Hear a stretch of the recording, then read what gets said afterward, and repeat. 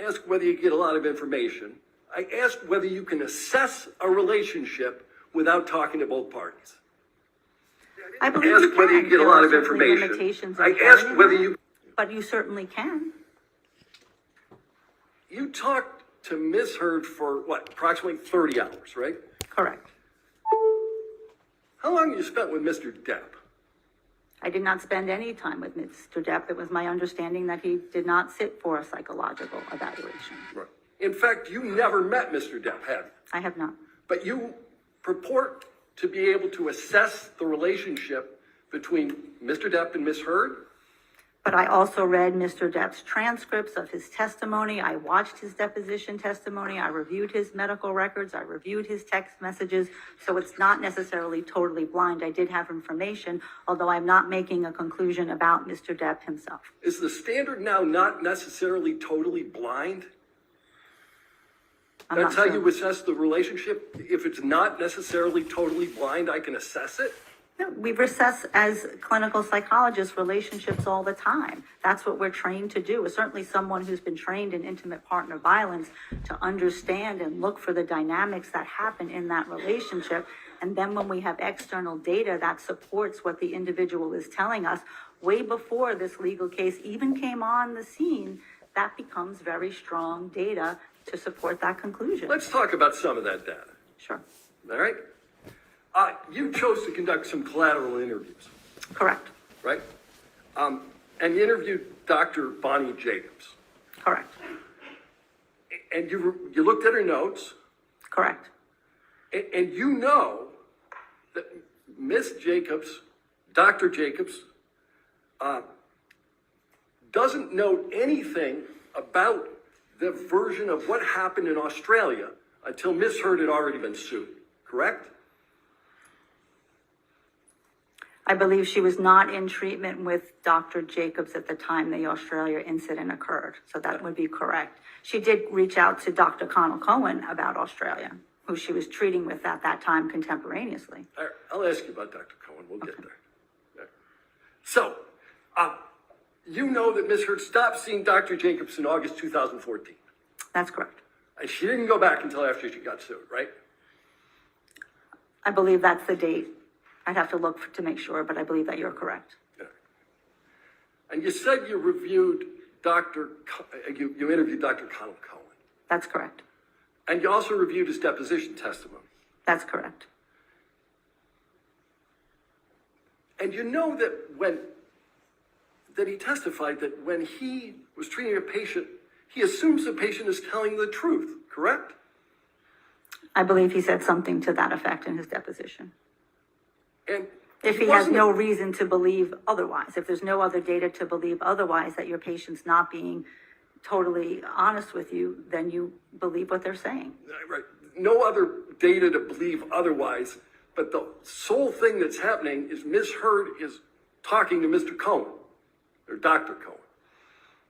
I wouldn't say she's talking to him, she's going to him for therapy, and he's using his clinical psychological expertise to understand the connection between her symptoms and what she's reporting, what's going on in her life. All right. But you understand that he testified that he assumes the patient is telling the truth. Again, I understand that statement in his testimony. I have a lot more rich information of having spoken to him for 2 hours and reviewing his clinical notes. He testified he was making a leap of faith with respect to that, right? With respect to the truthfulness. Again, that was not my understanding of speaking with him and reviewing his notes. I'm aware he testified something to that effect. All right. And you testified yesterday that Dr. Cohen never diagnosed Ms. Heard with any personality disorders. You remember that? Yes. In fact, Dr. Cohen's deposition testimony reflects the fact that he doesn't make diagnoses, correct? Correct. And I asked him specifically, did he have any indications that even if he doesn't, as his practice, use them, does she meet criteria for a personality disorder? And he told me she did not. All right. So you asked him specifically with respect to a topic that you haven't disclosed in your expert report, and then he made a conclusion that's reflected in no document. It's reflected in my notes. It's reflected in his notes about what he's treating. He's treating the symptoms. He's not focusing on the diagnosis, but he is treating the symptoms. You talked about Dr. Cohen's concern for Ms. Heard's safety. Correct. He wasn't talking about her physical safety, was he? Yes, he was. No, he was talking about her emotional safety. Wasn't that what he was talking about? He was concerned for both. Okay. Did Dr. Cohen testify that he never had the feeling that Johnny intended to hurt Ms. Heard? I believe he said that. I mean, he talked about Mr. Depp being very poorly controlled, and that's what made him, Dr. Cohen, concerned, because in those moments when he was not controlled, that he could accidentally seriously hurt Ms. Heard. Let's do this again. Ms. Heard told Dr. Cohen that Mr. Depp was poorly controlled, correct? That's not correct. Okay. He determined that from the treatment he was providing Ms. Heard. And he also had a couple session with Mr. Depp, and he also had correspondence with Dr. Kipper. So he had other information as to Mr. Depp's functioning. All right, you talked about Dr. Banks. Correct. Dr. Banks was doing relationship consulting, right? Consultation and relationship. Correct. And Dr. Banks only met with them once. Correct. All right. And you did an interview, I think, with Ms. Heard's mother, Paige. That's correct. All right. You'd agree with me that a person's family member is not the most objective source of information?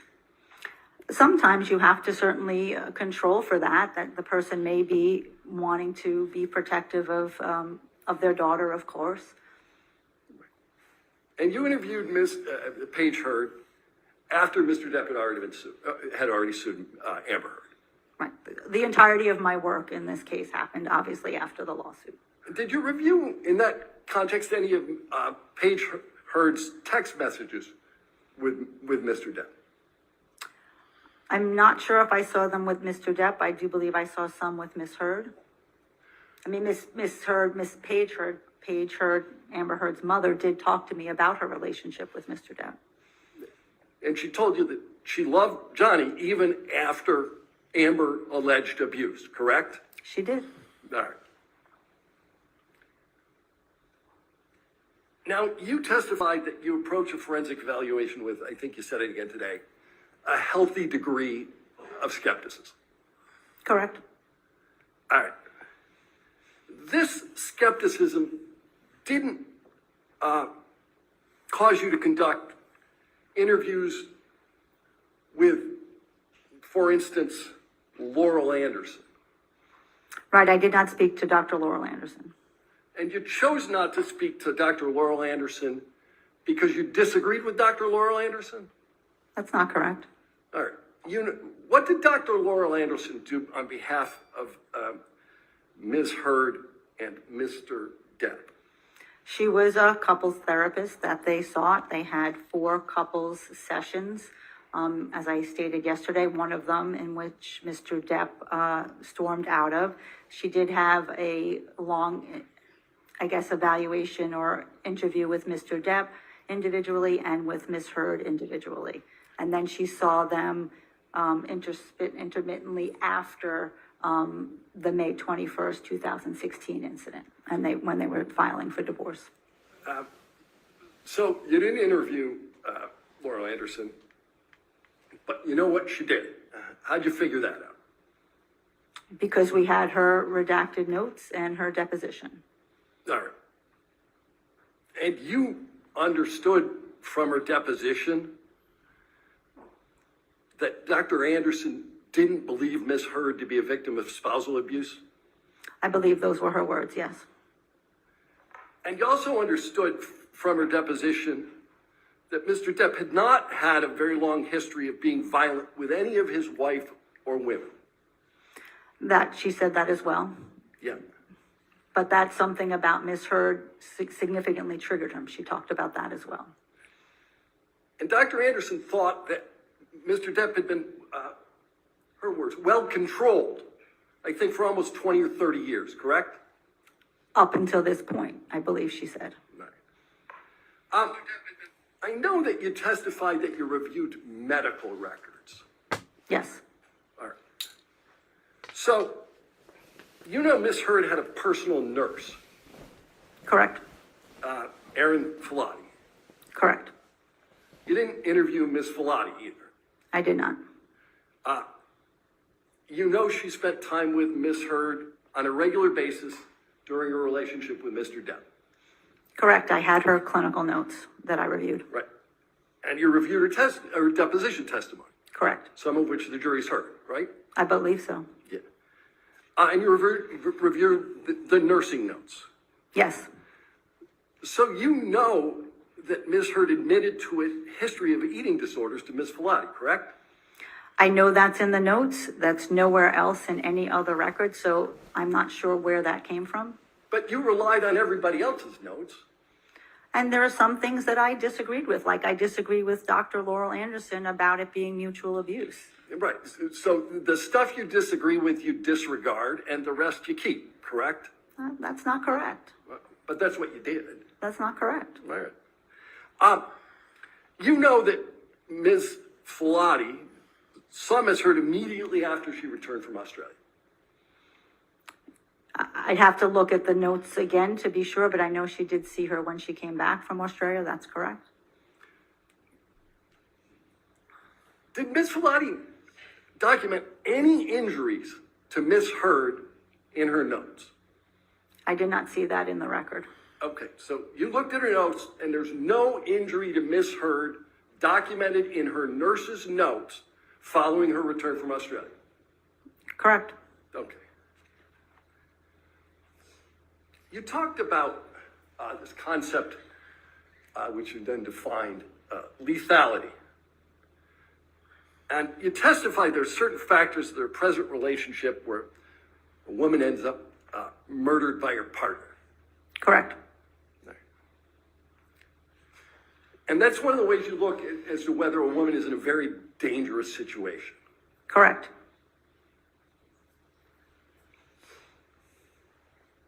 Can we pull up PX 92?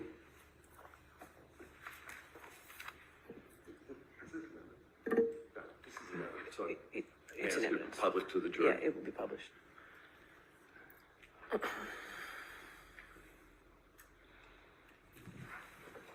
Do you know what this is? I believe this is the knife that Miss Heard gave to Mr. Depp as a gift. All right. And you speak Spanish? Un poquito? Do you know what it says? Yes, it says hasta la muerta, until death. So a woman you suggest has characteristics of being afraid for her life, gives her intimate partner a large knife, which she has inscribed until death. That's your testimony? Well, there's context. Okay. We can do that later.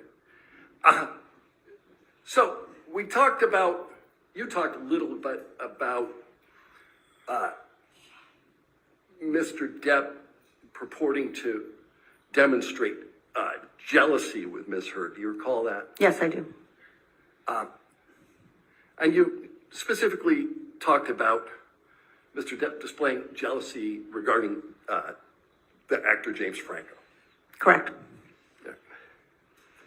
Now, the very first time you met with Ms. Heard, she talked to you about Mr. Franco, James Franco, correct? I don't know if it was the first time, but I did ask about some other relationships. Okay, so why don't we do this? Let's go PX 1246. I just want to go to the first page.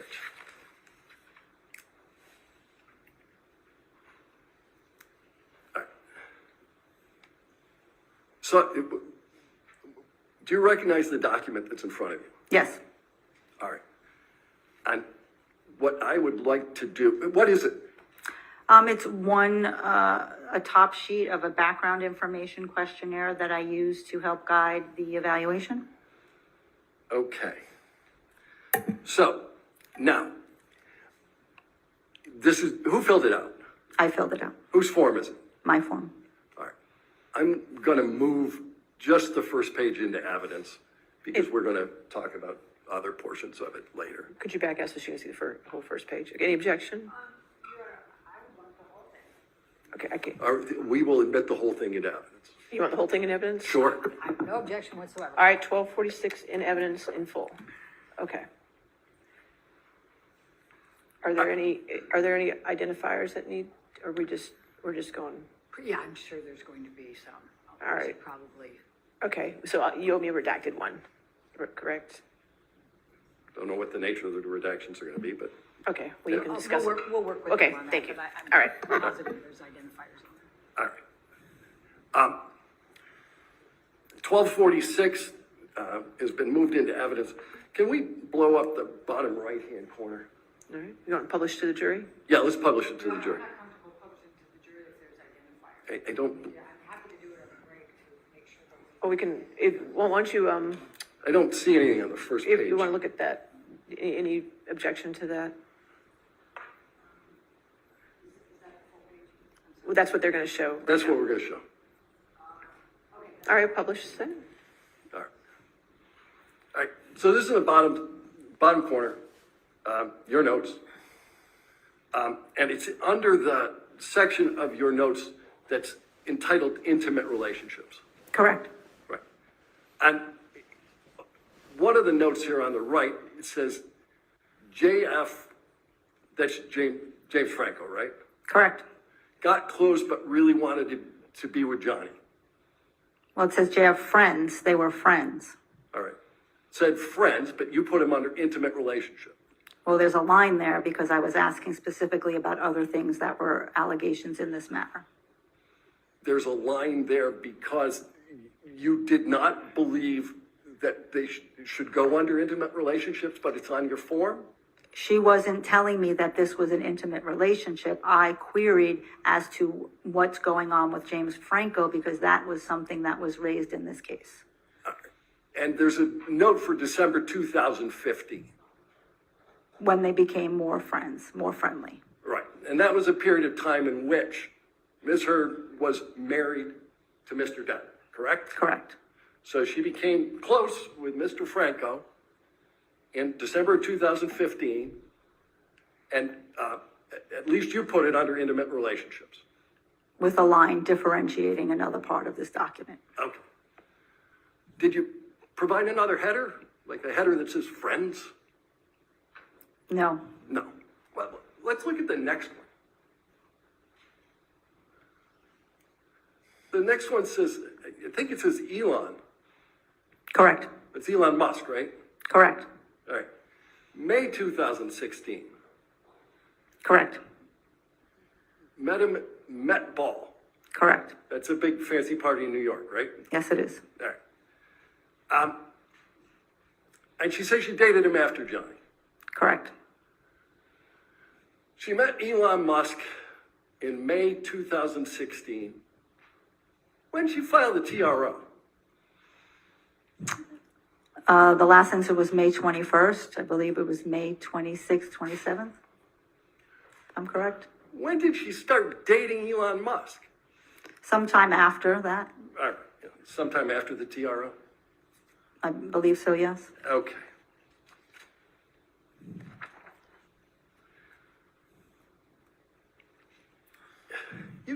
We can take that down.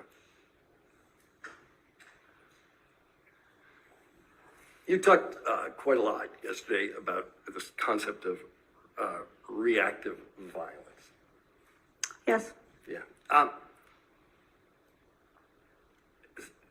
So just so I understand your position on this, is it your position that if Miss Heard was abused, she gets to hit Mr. Depp? That's not my opinion. But you know she hits him, right? And I testified to that. Right. And how many times do you believe that she told you that she hit him? Do I believe that she told me, or how many instances were there? Well, I don't know. How would you know other than her telling you? You weren't there, right? I was not there. That's correct. All right. How many times did she admit to hitting him? She indicated a number of times in a number of instances. You indicated that you would listen to audio recordings as part of the work you did in this case? That's correct. All right. I'd like to play you a portion of one of those recordings. It's Plaintiff's Exhibit 343. It's already in evidence. And for the record, the portion I want to play is 2 minutes 46, 246.01 to 247.20.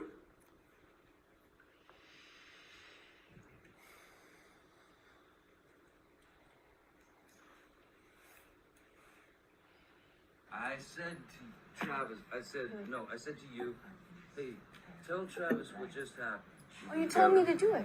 You told me to. You said, go do that. I said, no, tell him what just And happened. I lied. And that you punched me in You're the right. fucking thing. And You figured in it the out. face. And you said, no, fucking, I didn't. What the fuck are you talking about? And I watched you lie. And then I didn't punch you, by the way. I'm sorry that I didn't hit you across the face in a proper slap, but I was hitting you. It was not punching you. Babe, you're not punched. Don't tell me what it feels like to be punched. You know, you've been in a lot of fights, been around a long time. I know. Yeah. No, when you fucking have a close You didn't get punched. You got hit. I'm sorry I hit you like this, but I did not punch you. I did not fucking deck you. I fucking was hitting you. I don't know what the motion of my actual hand was, but you're fine. I did not hurt you. I did not punch you. I was hitting you. How are you? What am I supposed to do? Do this? I'm not sitting here bitching about it, am I? You are. That's the difference between me and you. You're a fucking baby. Because you started. You are such a baby. Grow the fuck up, Did you start Johnny. physical fights? I did start a physical fight. Yeah, you did, so I had Because- to get the fuck out of there. Yes, you did. So you did the right thing, the big thing. You know what? You are admirable. You agree with Ms. Hurd that it's admirable to retreat from a fight? Is it admirable? It is admirable to retreat from a fight. Yeah. Anything about this tape suggest to you that it's characteristic of reactive violence? In this instance, if true, if she said she hit him first, then that would not be reactive violence. All right. You testified that Ms. Hurd reported to you that she engaged in low levels of violence, correct? Well, I don't think she said that. I think that was the characterization of knowing the types of minor and severe levels of violence. Okay, I got it wrong. You consider it low levels of violence. Well, I consider what the literature and the research talks about low levels of violence as opposed to severe levels of violence. And I think you suggested that Ms. Hurd sustained more severe injuries, correct? I think I said more frequent injuries. More frequent, but not more severe. Well, certainly the incidents in Australia and the sexual violence and the incidents on December 15th, 2015 were quite severe. You said you reviewed medical records in rendering your opinion. Correct. And you reviewed photographs. Correct. Now, other than the reports to her therapists, which you call medical records, right? Yeah, I would call those medical records, Right. sure. Other than the reports to her therapist, there's not a single medical record that reflects any injury to Ms. Hurd, is there? That's not correct. No.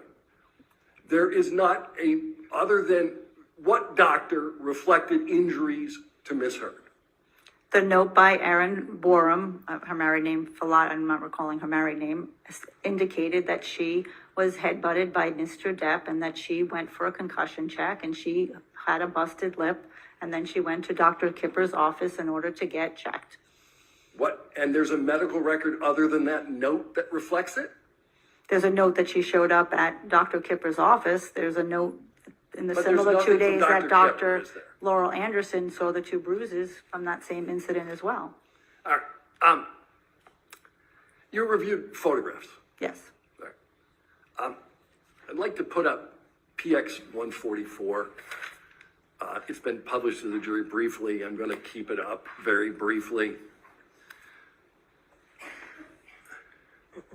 That photograph doesn't reflect a low level of violence, does it?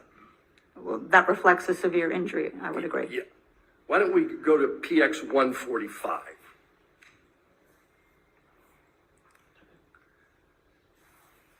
That's a severe injury that ended up with Mr. Depp on a gurney, correct?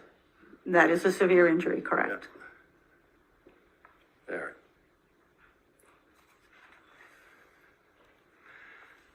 Is it your testimony that throwing a can of mineral spirits at your spouse is characteristic of reactive violence? If you are running away from your spouse who is trying to hurt you, yes. All right, so you can throw a can of mineral spirits. What about if you throw a can of Red Bull? Again, it depends on the incident I think that you're referring to. That was not necessarily reactive violence. That was in a state of frustration or anger. All right, so when you throw a can of Red Bull in a state of frustration or anger, that's not reactive violence. No. Right. What about if you throw a bottle of vodka because your husband fell off the wagon? Is that reactive violence? Are you asking me hypothetically? I'm asking you, would that be a characteristic of reactive violence? Throw a bottle of vodka because your husband fell off the wagon. If it's in the middle of an assault, perhaps. If it's independent of that, no. Right. So, for instance, if your husband was just having a couple of shots at the bar. Again, you would need more information and context to make that determination. All right. You don't think that's a reflective of reactive violence? And you'll agree with me that when you throw the second bottle, that's not reactive violence. If somebody's throwing multiple bottles, again, psychological violence and abuse is psychologically destabilizing, which destabilizes individuals' coping strategies. That is absolutely true. Lost what's true. Is it your testimony that once you've thrown one bottle and missed, when you throw the second one, now it's reactive violence? That's not what I'm saying. I don't think throwing bottles is acceptable in any context. All right.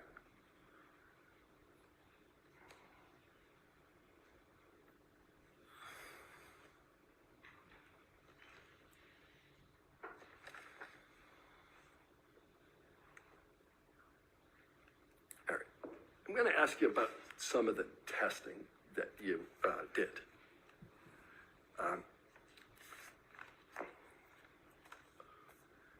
One of the things that you did was a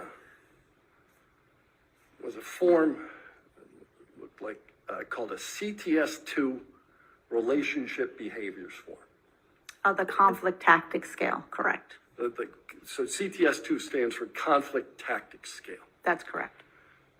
And this is one of the documents that you had with you on the stand yesterday. I had all my testing with me and all my clinical notes from my evaluation with Ms. Hurd. And you gave me a copy of it because you looked at it during your testimony. Because you asked me, so I gave it to you, yes. Right. All right. But you have a good recollection of what that test is about, the CTS2 test. I have a very good memory and a very good recollection. I want to give the jury the most accurate and thorough information. Having done 12 tests with so many questions, I wanted to just be as accurate as possible. I'm sure my memory would miss some things that might be relevant. All right, so let's talk about the CTS2. It's dated 9/26/2019. Correct. All right, 9/26/2019. And it goes through and it asks a whole series of questions about what you've done and what your partner has done. That's correct. There's tons of these questions. Correct. And every single one of those questions is preceded by the same question, right? How often did this happen in the past year? Correct.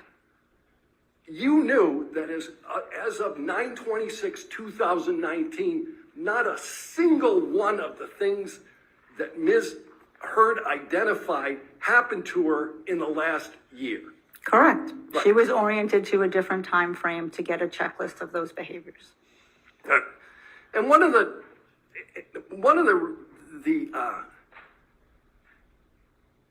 although it says, please, how often did this happen in the past year? One of the questions is, my partner used force to make me have oral or anal sex. Correct. She went with 0 on that, right? I'd have to see if you'd like to show me. Do you have any recollection that she didn't go with 0 on that? I have a recollection at that point in time, she was framing those type of acts as angry sex. She And you wasn't helped her- framing them as physical force, as most women don't on these measures. And you helped her to reframe it as something other than angry sex, didn't you, doctor? My job was not to do treatment, my job was to do an evaluation, and that's what I did. All right. So you did evaluation, and one of the evaluations you did, and one of the diagnoses that you ultimately made relates to PTSD. That is correct. All right. And you diagnosed Amber Heard with PTSD long before you made use of the gold standard test for PTSD. That is correct. All right. And I make the diagnosis of PTSD in my clinical practice without using the CAPS all the time. All right. So just so you and I are on the same page, and I think we are, this gold standard test that I'm referring to is the CAPS-5. That is correct. That's the one that Dr. Curry administered, correct? Correct. All right. You didn't administer the CAP-5 until after you'd already diagnosed Amber Heard with PTSD, right? She had PTSD in 2019. She had PTSD in the beginning of 2021 when I evaluated her. And then she had PTSD in December 27th, 2021 when I administered the CAPS. That's correct. All right. I think I asked a much more narrow question than that. You didn't diagnose, you didn't give the CAPS-5.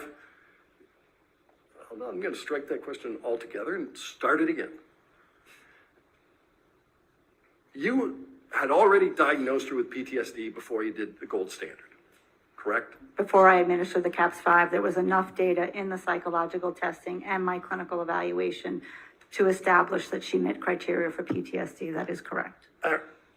You submitted an expert disclosure in this case on January 11th, 2022. I believe the attorney submitted that disclosure, yes. You participated in that? In the January 11th, it was the same disclosure that went before. There were no changes on that.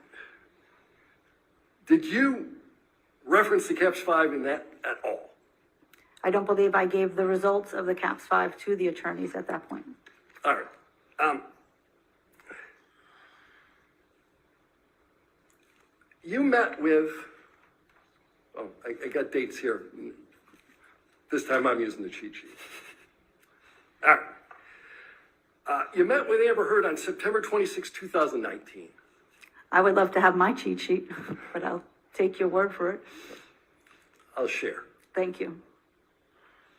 October 11th, 2019. When did you give the CAPS-5? The CAPS-5 was administered the last time that I saw Ms. Heard. I saw her over, as stated multiple times, over the past 2.5 years, and having not seen her in about a year to get an accurate assessment of her current symptoms. Having had all the background information, the CAPS-5 is a great structured clinical interview to do that. All right. So you hadn't seen her for about a year before you gave her that test. That is correct. And you did it over Zoom. That is correct. All right.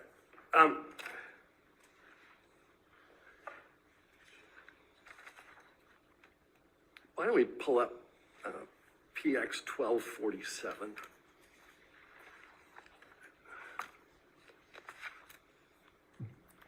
And this may. This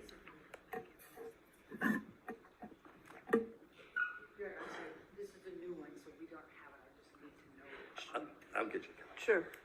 It's just to the witness right now, so, okay. Okay. Sure. You can, Dr. Hughes, you can actually help with that question. This is like more than 20 pages long. Right? It's about 20 pages. Right. All right, let's get a copy of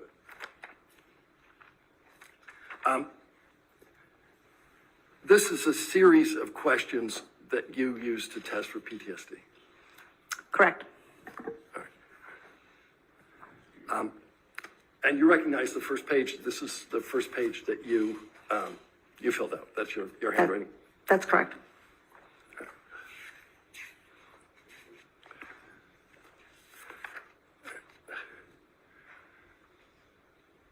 I'd like to publish the first page to the jury. You wish to have it in evidence? You're moving it into evidence? Yes, I am. I'd like to have a copy of it before I. He's just publishing the first page? Any objection to the first? Okay, first page in evidence? I think in the future, they should, at a minimum, give us a copy of whatever they're putting in. I- I don't have the ability. Could you put your microphone on? I'm just having, I don't have the ability to scroll down, so I can't see the rest of this, and it's a brand new I'm sure they'll exhibit. get you a copy of it. Thank you. That's fine. I'd like to go to the second page.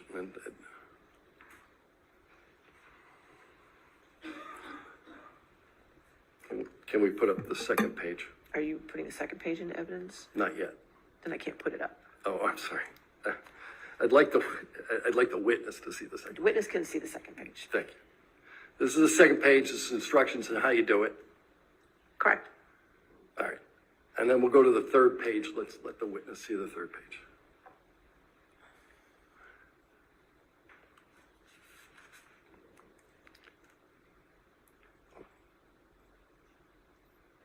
Now, this is entitled scoring. Correct. So when you score, you look at two things, right? You look at frequency and intensity. Correct. All right. Those are the two factors you use to score. Correct. All right. Can we go to the fourth page of this document and just show it to the witness? All right. So,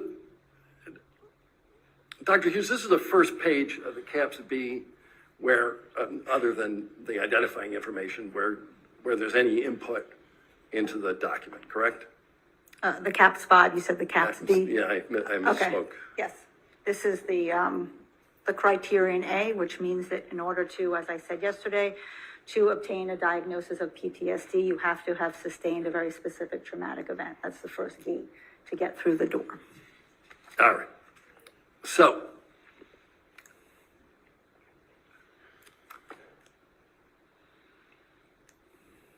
Your Honor, I'm gonna, I'd like to be able to get them a copy of this. Is it too early to take the break or? A little bit if you. All right, I can do something. Okay. Yeah. All right. All right, so do you recognize the first page or the fourth page of this document? Yes, I do. And the handwriting on the fourth page is yours? It's all my handwriting. All right, the entirety of it is yours. I'm going to move this document into evidence along with the first page. And that one is, what number? I think it is, You're still on 1247. 1247. Okay, so you want to move the entirety of 1247 in? Yes. Do you have a copy of 1247? It's exhibit 1247? I don't have the whole page in front of me. Well, I mean, do you have plaintiff's exhibits 1247?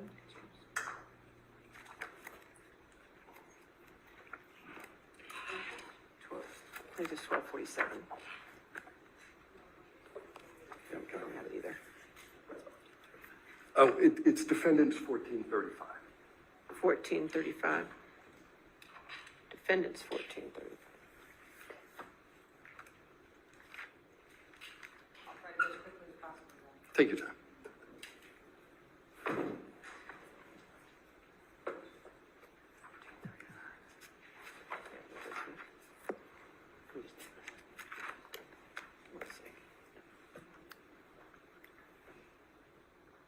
Did you want to take a look at the court's copy? Would that be easier for you? It's 59 pages. What is he moving in?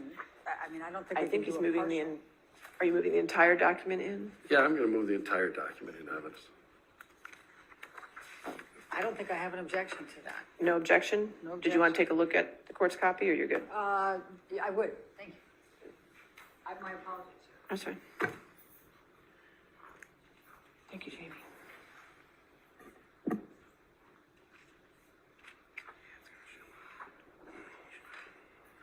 It's gonna show the evaluation too, right?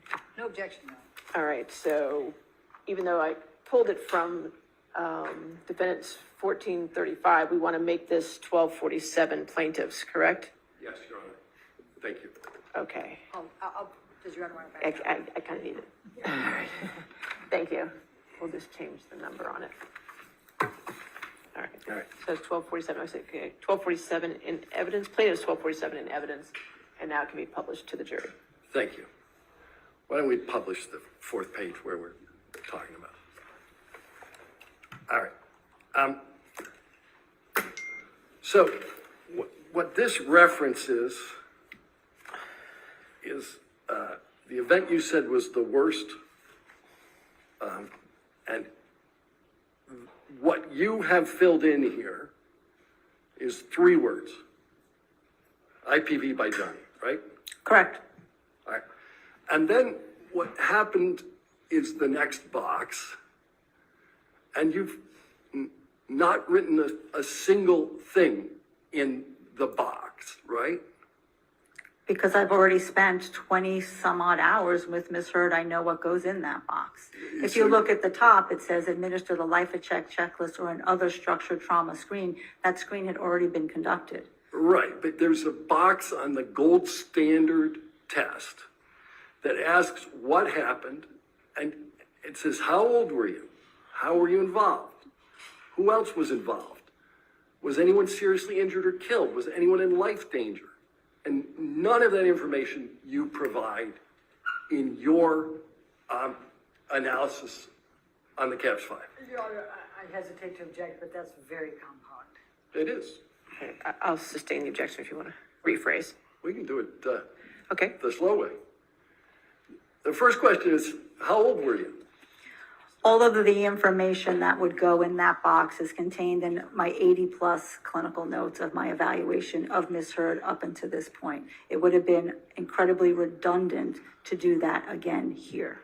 But you knew other people would review this, didn't you? And I knew that they would have my clinical notes as well. Oh, so they're supposed to parse through your clinical notes so that they can figure out what you chose to be the anchoring event. I didn't choose to be the anchor. The client chooses to the anchor to identify what the worst event is for them. You wrote IPV by Johnny. That's what you determined to be the anchoring event. When I asked Ms. Hurd, once again, of the traumatic events that she experienced in her life, which one is the worst? This is what she indicated. Okay. But you provided no details with respect to it. There are a plethora of details in my 80-page is a handwritten, sing-spaced clinical notes. Right. All right. Let's go to the next page.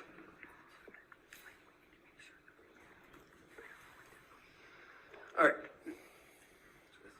You felt it appropriate to fill this page out, didn't you, Doctor? Well, these are the questions about the symptoms, so I'm asking specific questions and getting her responses. Didn't you know this already? I was making sure at this point, having not seen her for a year, what is the trauma expression at this time? It can change over time. It could go away. It can get better. It can get worse. All right. Why don't we go a couple more pages in? Let's go into page 7 of 20.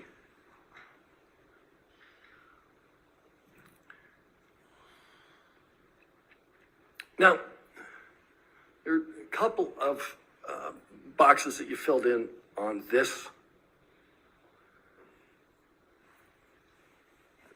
Let's look at item 5, B5. You don't provide any indication of what kind of reminders trigger these reactions? She answered that on the previous questions. All right. And you didn't provide any answer as to how long does it take to recover? She has some difficulty recovering. Okay. And then there's this question that says, how often has this happened in the past month? Number of times. Correct. And we talked about how these things are scored, and we looked at, you got to look at frequency and intensity, right? Correct. And you left the frequency box blank. Oh, no, she said several times a month, then that's what the frequency is. And you didn't fill that frequency box in at all. Because she told me it was frequently several times a month, which is one of the anchors in coding the caps. All right, let's look at the next one. The very next box. Again, this is scored by frequency and intensity. How often in the past month? Correct. Blank. Pardon? How often in the past month? You left that one blank again, right? She tells me it happens at least twice a week, so certainly I could multiply 2 times 4 and put in 8. And you certainly could have written the number 2. But it wasn't 2, if it's Oh. happening 2 times a week. All right, so 2 times a week towards times the number of months. Now you got 2 digits instead of 1, right? That's all it took to write that down. This is in a 1 month period, so it would have been a 4-week period. All right, how often in the past month? That's what it says. Correct. You You said chose not months. to answer that question. Let's look at the next page. Again, scoring is frequency and intensity. How often in the past month? Again, you left it blank. If you look on the right-hand box, that is where we are indicating the frequency and the severity. If you can see where I circled moderates happening more than twice a month, that's where I'm indicating the frequency of the symptom expression. Okay. But aren't you skipping a step? You're supposed to do intensity and frequency.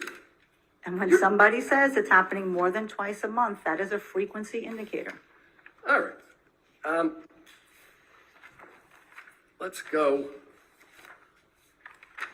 to the next box. Again, we have, in the past month, how many of the important parts of event have you difficulty remembering? Number of important aspects. Didn't fill it up. Well, I listed 2 specific incidents of where she indicates she has important aspects that are missing. But all you had to do was put a number in here. You knew how to score this thing. Well, this measure actually doesn't get scored by the frequency. All right, you know something, you're right. Let's look at the next one. I know.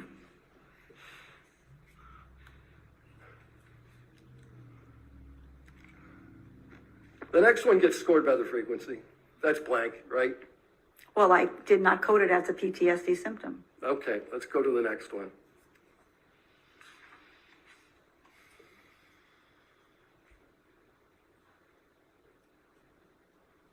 How much of the time in the past month have you felt that way as a percentage?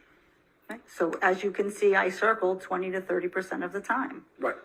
Yeah, but It's you just didn't I'm putting it on the right side in the box where I'm coding the instrument. We're going to talk about the right side in a minute. You took issue with the way that Dr. Curry did this test, didn't you? Correct. All right. But your test, in every instance where you're asked the number of times and to fill in the blank, you leave it blank. They're on the right side of the document. All right. You want to talk about the right side of the document? Let's do that.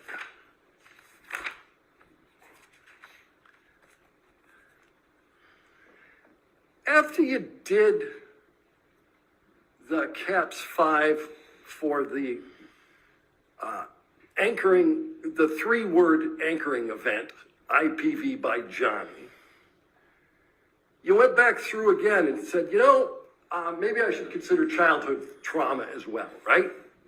I wanted to test for the limits and see at this point in time, Ms. Hurd had a child, and sometimes when people have children, their trauma gets evoked. Is she having those symptoms as well? She already had, based on this instrument, the PTSD from the interpersonal violence. I wanted to see if there were any additional symptoms. All right.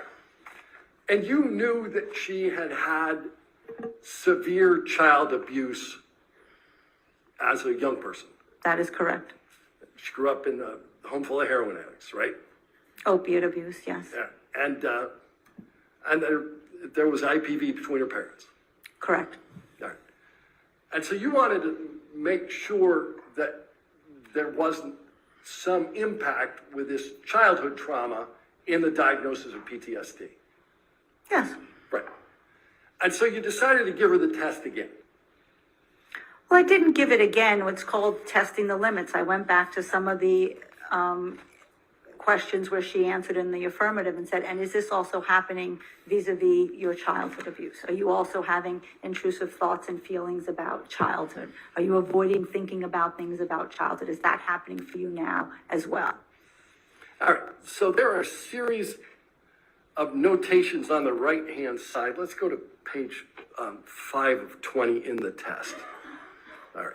Why don't we highlight the right-hand notations that start under the word childhood? All right. So the way you tested for childhood PTSD is to write a notation in the corner and answer a couple of questions. Same test. Well, I wasn't administering a whole CAPS again. What I was doing was seeing, as we know with people who have what we call poly-victimization or re-victimization, someone could in fact meet criteria for the PTSD from the domestic violence, but then they're also experiencing some symptoms as a result of the childhood abuse. Both can occur. Right. But Mr. Depp isn't responsible for her childhood abuse. That is correct. Right. And the way you tested this childhood abuse PTSD is you made notations on the in the right-hand column of a form that you partially filled out for the IPV by Johnny, right? Well, I disagree with the partially filled out. The frequency was clearly filled out in the box where we score the CAPS. But yes, I did write about the childhood to the right of that box. Okay.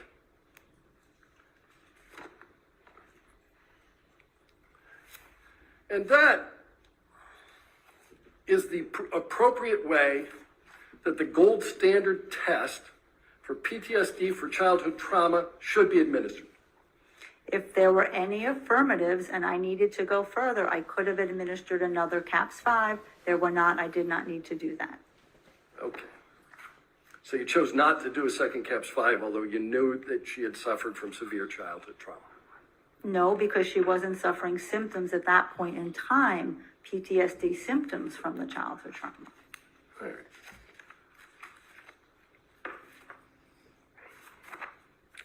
Mr. Dennis, are you moving to a different topic now? I am.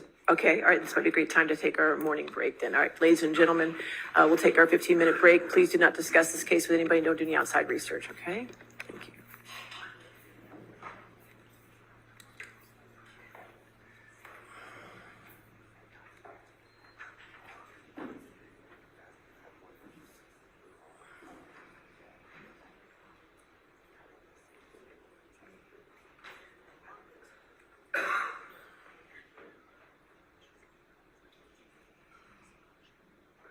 All right, we'll go ahead and take, Your Honor, before Yes. you take the break. Yes. May I get a copy of the new exhibits from them so that I can see it over the break? I don't know if we can do it before, but we'll certainly get them to you. Well, I mean, I need to be able to Sure. redirect, and I had never seen these. okay, we'll go through it. That's fine, all right?